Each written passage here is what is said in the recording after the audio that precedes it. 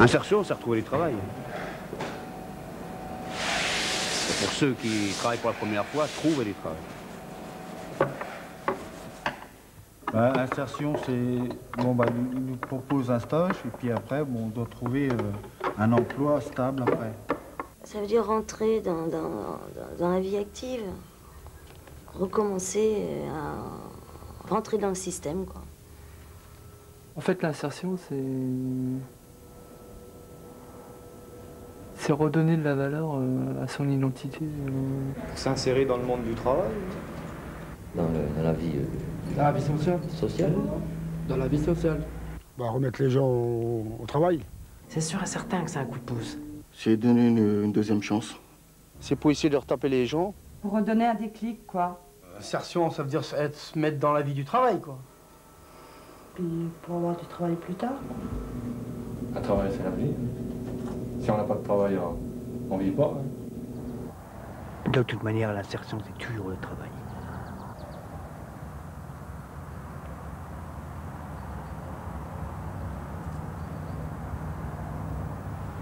Quand on regarde une cohorte de bénéficiaires, 30% sont en insertion professionnelle, 15% sont en emploi et en monde économique ordinaire, et 15% sont dans des mesures d'emploi aidé ou en formation professionnelle.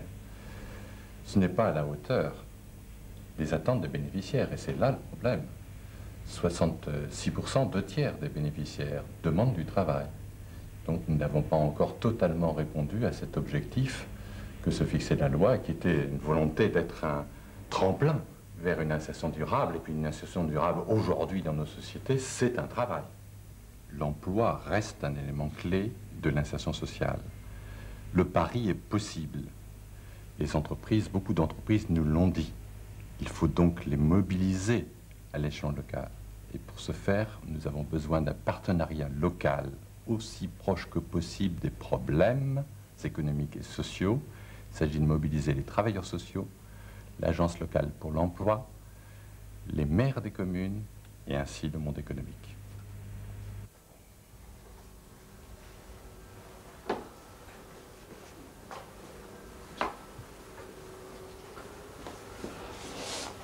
Mon but, c'est d'avoir un travail. Qui dit travail me dira aussi avoir ma maison à moi. Pouvoir être tranquille. Travail, maison, avec mon enfant. Parce que là, pour le moment, c'est pas le cas. Et bon, c'est pour ça que moi, encore jeune, je voudrais essayer de faire quelque chose, quoi. Si je veux les choses, et ben, tout doucement, j'y parviendrai, j'en suis certain, j'en suis persuadé, mais avec le temps. Et autrement, au point de vue professionnel, depuis que je viens ici, j'ai repris confiance en moi.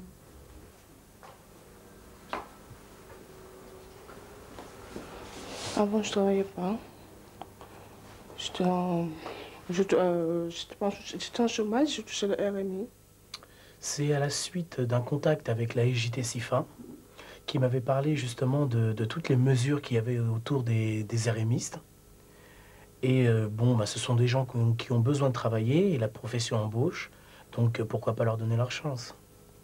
Il y a un double jeu entre la sensibilisation et de l'entreprise par rapport aux stagiaires et des stagiaires par rapport à l'entreprise. C'est-à-dire que dans la mesure où on arrive à faire en sorte que le stagiaire comprenne quelle est la pensée et la mécanique de raisonnement de l'employeur, et vice-versa, il y a déjà une approche qui fait qu'ils se comprennent. À partir du moment où ils se comprennent et que l'entreprise vient chez nous, que nous montrons nos locaux, que nous leur disons comment nous travaillons, comment est-ce que nous dynamisons les gens, ça marche.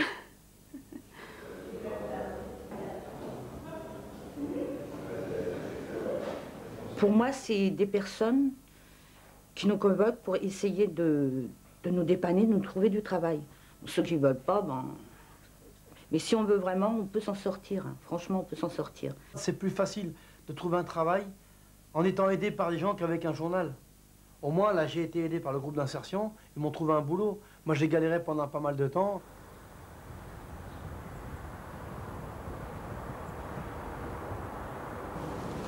Avant d'être au RMI, je faisais des tas de petits boulots dans le domaine artistique. Je suis arrivée à Mikado par le groupe d'insertion du 18e. Aujourd'hui, je suis ravie d'être dans cette école et de faire ce stage.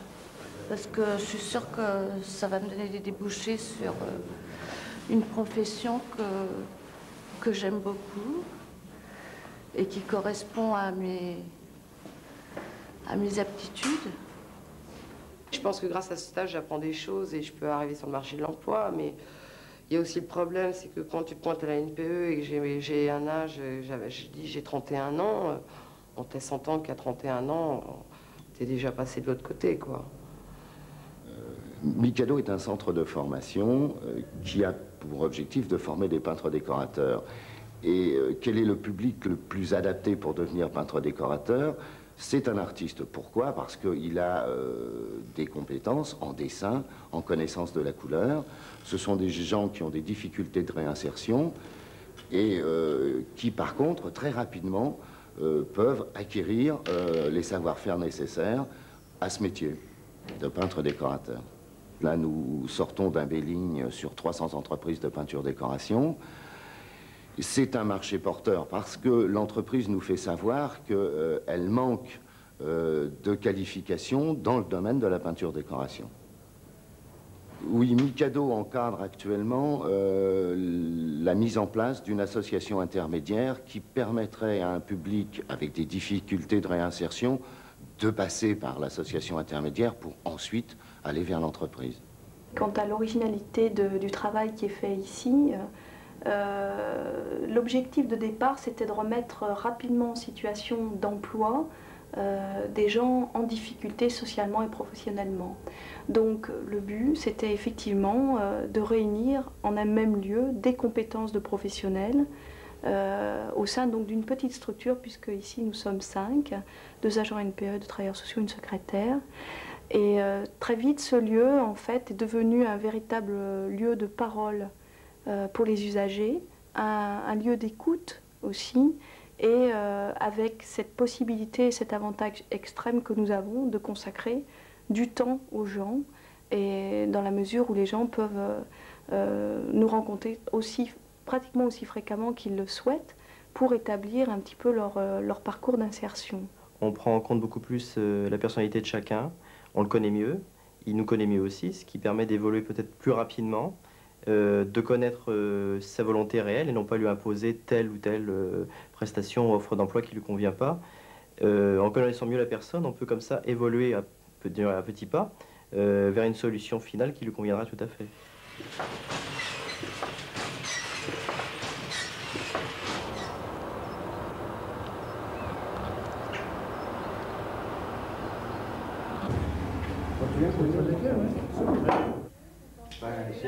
C'est-à-dire qu'en maçonnerie, bon, enfin, je me débrouille quand même pas trop mal, mais enfin, on apprend, on en sait toujours, quand même jamais assez.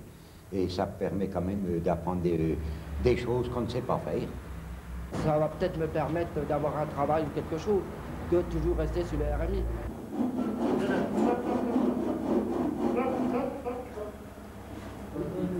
Moi, je l'ai fait travailler comme si c'était une entreprise. Hein. J'en ai placé quand même pas mal. Hein. Puis je m'occupe parce que je les suis. Même 3 mois après le stage fini, on les suit quand même. Hein. La CAPEB les suit pour voir si on peut faire autre chose. On ne les laisse pas tomber.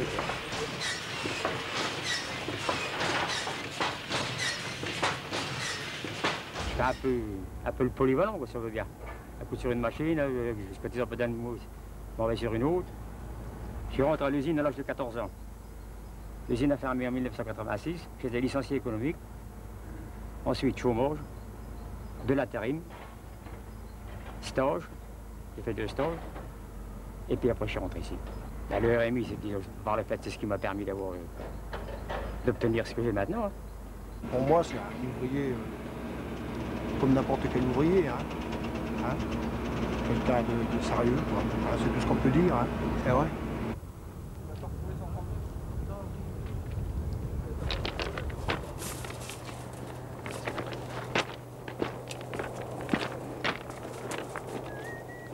Parce que moi, avant, je travaillais au chemin de fer. J'avais été licencié. J'ai retravaillé en maçonnerie.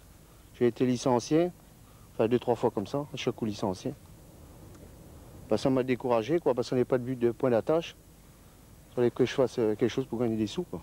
Parce que moi, quand on me donne un petit boulot, bon, je ne le refuse pas, hein. Des fois, on me donnait une place pour aller au vendange. Bon, bah, je ne refusais pas. Une fois, on m'a envoyé travailler 10 jours, je n'ai pas refusé, je ne refuse pas le boulot qu'on me donne. J'essaye pour faire pour le mieux, quoi. Dans notre profession, nous manquons de personnel qualifié.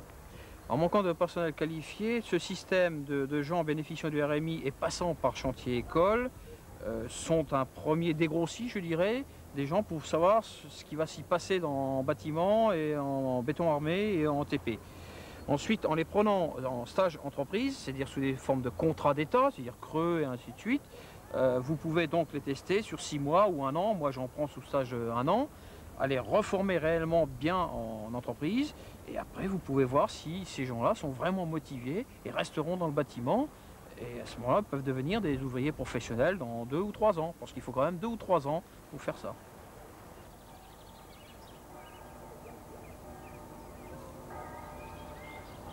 Les résultats qu'on a pu enregistrer en termes d'insertion professionnelle sur le département tiennent pour une grande part à l'antériorité du travail partenarial qui existait depuis 1985 sur la Haute-Marne.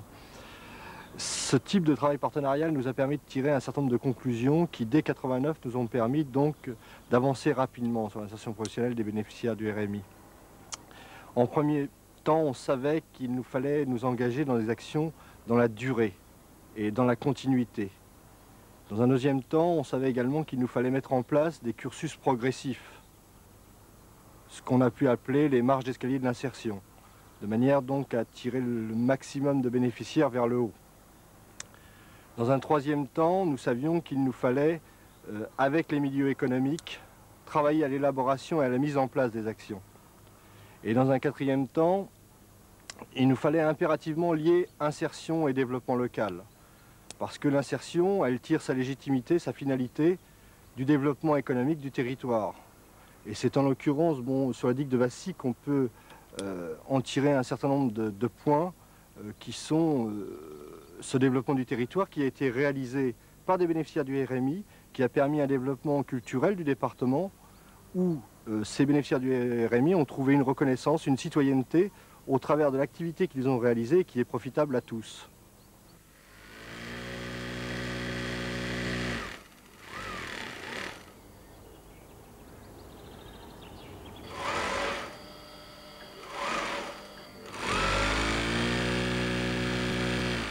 On faisait 15 jours d'école, quoi. On retourne à l'école. Et puis on avait 15 jours dans l'entreprise. Alors bon, ça m'a permis de retourner dans les ateliers de couture, pour me remettre dans le bain, quoi. Et puis après, bon, grâce à mon ami, là, j'ai été embauchée pour le métier là, quoi.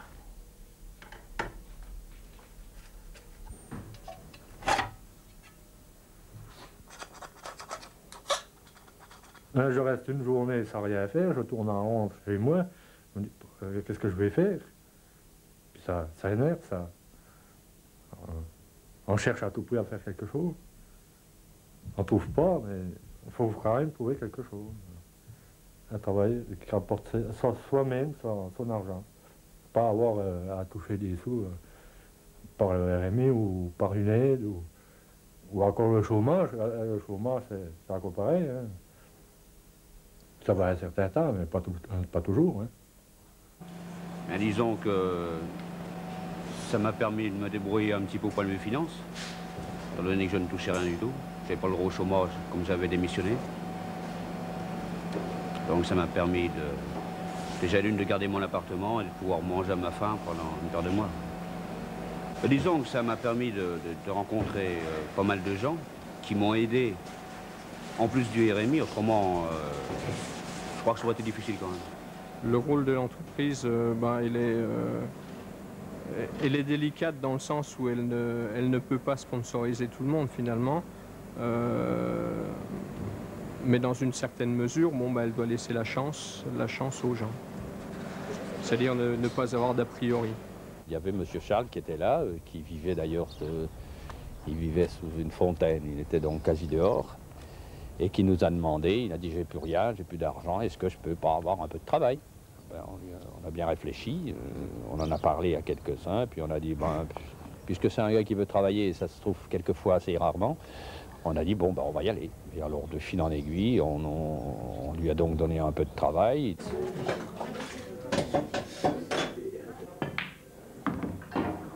Quand j'ai fait ce bar-là, il faut bien dire une chose, il fallait que je trouve de l'argent. Trouver de l'argent, c'est pas facile à l'heure actuelle. Eh ben, le banquier a répondu non, non, c'est foutu. Une personne qui a 1 an et demi au chômage, il est foutu. Il est foutu. Ils ne croient pas. Ils croient pas que quelqu'un peut s'en sortir. J'ai trouvé une personne qui m'a fait confiance, ce qui n'est pas évident. Bon, les soucis, ça a toujours été partagé tous les deux. On a toujours été tous les deux. Quand même le plus gros effet. Mais disons que bon, quand vous n'avez jamais été dans le commerce, ni dans les papiers, ni... Bon, bah ça va qu'on a toujours géré, disons, l'argent qu'on avait, on a toujours appris à le gérer. Je pense que tout doit être initié depuis le bénéficiaire, assumable par lui. Le bénéficiaire est un acteur, ce n'est pas un pion dont on va s'occuper. Nous sommes tous indispensables.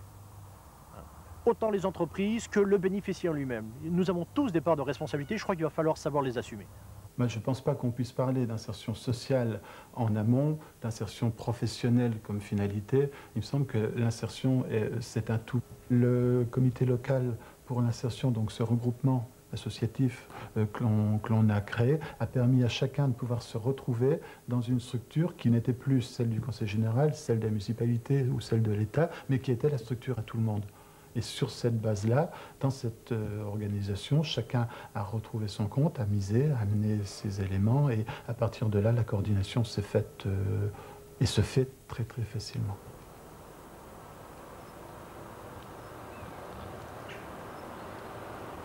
Le RMI a permis donc, en sauvant des apparences, en gardant une certaine forme de dignité, parce qu'il y a ce contrat qui, cet échange, de prendre une toute petite porte vers la réinsertion, quoi. C'est-à-dire on a ouvert quelque part une porte et c'est le moyen de la prendre, quoi. Le bénéficiaire du RMI, tout seul, il peut pas aller chercher sa place. C'est à ceux qui ont du boulot de se serrer un peu, je pense, de dire d'une manière ou d'une autre, il y a des gens qui poussent à la porte, est-ce qu'on est capable de les recevoir, quoi.